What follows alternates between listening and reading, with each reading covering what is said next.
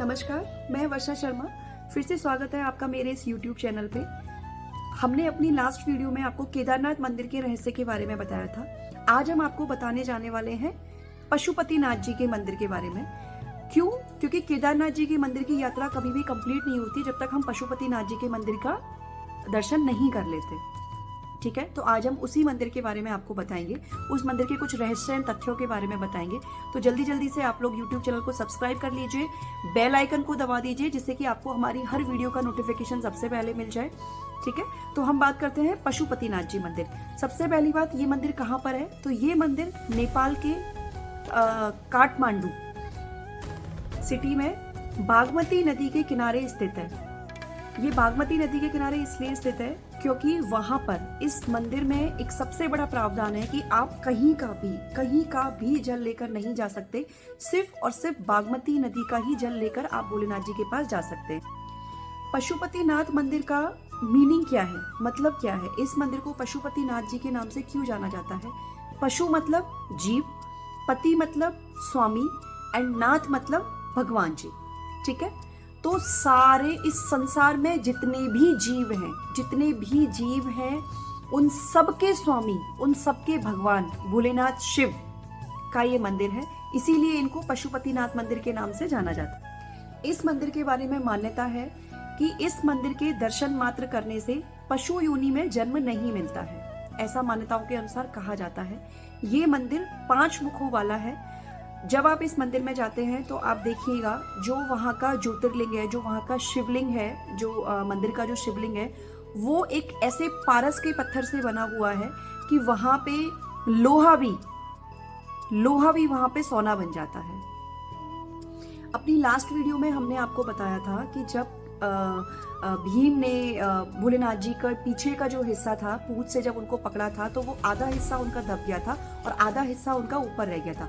ऊपर का हिस्सा जो है वो कि केदारनाथ में पूजा जाता है, पिरामिड शिव का जो शिवलिंग होता है, और जो नीचे का हिस्सा है वो आपका पशुपतिनाथ जी में पूजा जाता है, जो 5 मुखी जो सर है उनका, उसके रूप में पूजा जाता है। उनके जहाँ जहाँ पे जो जो अंग गिरे वहाँ पे भगवान शिव का मंदिर बनाया गया। जैसे पार्वती माँ के जहाँ जहाँ पे अंग गिरे तो वहां पे अपन को शिव शक्ति के रूप में अपन उनको पूजते हैं। ऐसे ही भोलेनाथ के अंग जहां जहां पे गिरे हम उनकी उसी तरीके से पूजा करते हैं। जैसे उनका जो मध्य भाग जहां पे गिरा तो उसको हम मध्य महेश्वर कहते हैं, जो कि हिमालय में गिरा था।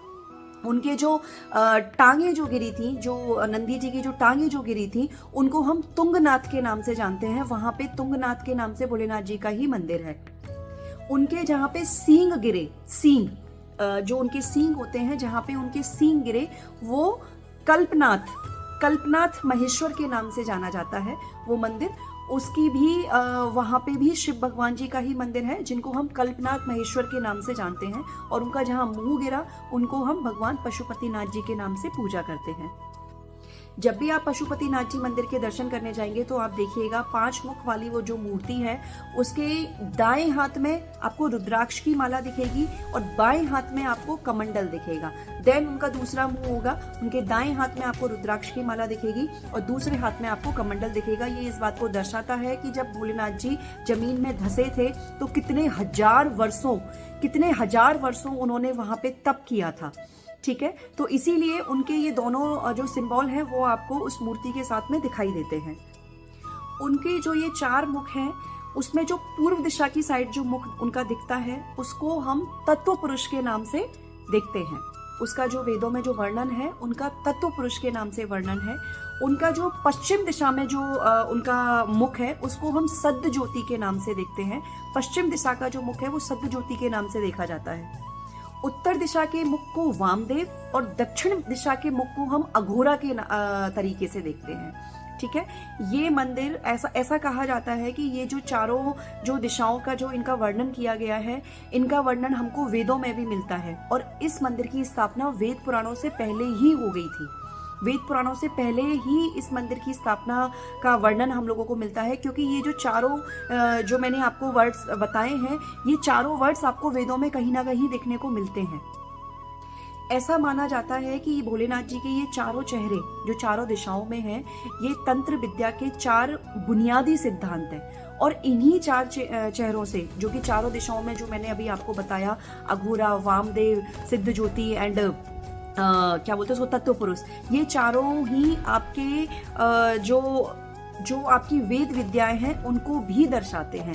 इसीलिए ये मान्यता है कि इस मंदिर की स्थापना अपने वेद पुराणों से भी पहले हो गई थी। तो दोस्तों, इससे पता चलता है कि ये मंदिर कोई आम मंदिर नहीं है, ये मंदिर बहुत ही पुराना, बहुत सिद्ध और बहुत ही अच्छा मंदिर है। इसीलिए हम लोग पशुपतिनाथ जी का व्रत भी रखते हैं। ठीक है, तो अपनी किसी भी तरीके की मनोकामना को पूर्ण करने के लिए हम लोग जो पशुपतिनाथ जी का व्रत रखते हैं वो इसीलिए रखा जाता है क्योंकि ये मंदिर अपने सारे मंदिरों में बहुत ही ज़्यादा फेमस एंड बहुत प्रभावशाली इसका मंदिर का वर्णन किया गया है। अगली वीडियो में मैं आपको पशुपतिनाथ जी के व्रत के बारे में जरूर बताऊंगी, जिसका इंतजार शायद धनवी परिवार के न जाने कितने लोग कर रहे हैं कि ये वीडियो कब रिलीज होगी। तो बहुत जल्दी मैं एक और वीडियो के साथ आपके सामने शामिल होंगी, जिसमें हम आपको पशुपतिनाथ जी के व्रत के बारे में बताएंगे। धन्यवाद। जाते जाते आपसे रिक्वेस्ट करके जाऊंगी कि सभी लोग चैनल को सब्सक्राइब कर लें, बेल आइकन को दबा दें, जिससे कि आपको नोटिफिकेशन मिलते रहे हमारी हर वीडियो का। ठीक है, थैंक यू।